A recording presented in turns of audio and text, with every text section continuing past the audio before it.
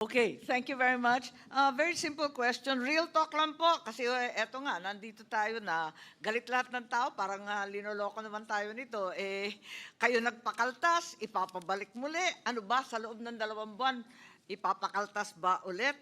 Gusto kong malaman, real talk konti ilan ba talaga at alin ba yung mga project na dumaan na sa early procurement sa panahong ito? Ilan ba talaga? Meron ba na mga projects na pinag-uusapan na nasa loob ng NEP sa budget ng Pangulo, nag-undergo na ng early procurement? Meron na ba? Kasi ang balita, takot lahat. Totoo bang meron o hindi? Wala pa pong dumadaan sa early procurement dahil po hindi pa klaro kung ano yung mga proyekto talagang mapapasa. Wala pa po. Siguro kayo, wala ni isa, zero. Opo. So wala tayong pinag-uusapan, tama po ba? Sa ngayon. Sa ngayon po, wala pa po. So ang ibig sabihin niyan, dati-rati talagang hinahabol yung early procurement ng October para hindi ma-delay ang project. Kasi aabutan talaga ng tag-ulan, hindi po ba? Tama po yun. O kung ganon, mag-a-adjust ka ng lahat ng ABC, sigurado na madidelay. Totoo po yan, Madam Chair. So ang hinaharap natin, talagang madidelay. Opo, dahil po na-delay ang early procurement, marami pong mga proyekto for 2026 na madidelay. Sigurado so, po yan. ang hinaharap natin, talagang malungkot ang first and second and even third quarter, aabutin ng ulan.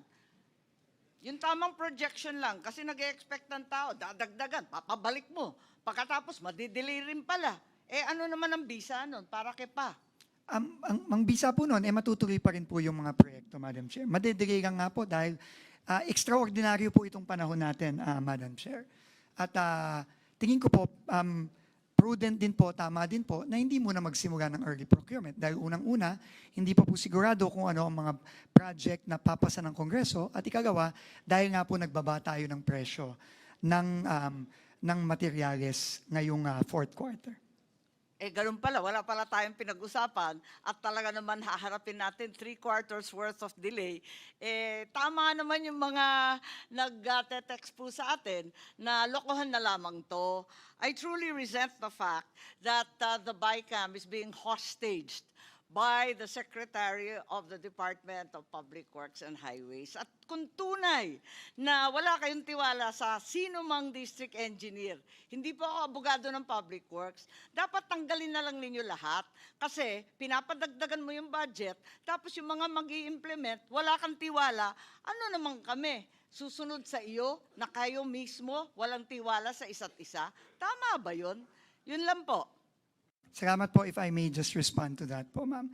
Unang-una po, hindi po pwedeng huminto ang trabaho sa DPWH. Napaka-importante po ng ginagawa ng DPWH. Habang ginilinis natin ayon sa utos ng Pangulo, ang departamento, hindi po pwedeng huminto. Nakita na po natin ang epekto sa ekonomiya nitong nakaraang third and fourth quarter.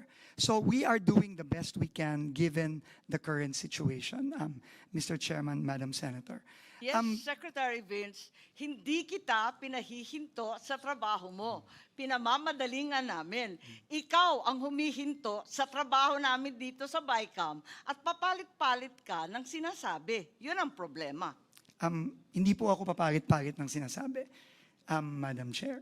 Ako po, iulitin ko, nagpunta lang po ako dito para ibahagi sa bicameral conference yung nakikita po naming epekto nung pagpasa ng third reading version ng Senado. Yun lang po. Ngayon, nasa Senado na po yan at nasa bicameral conference, nasa Kongreso, kung paano po magpo-proceed dito.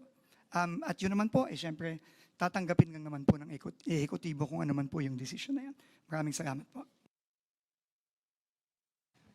Senator Pia?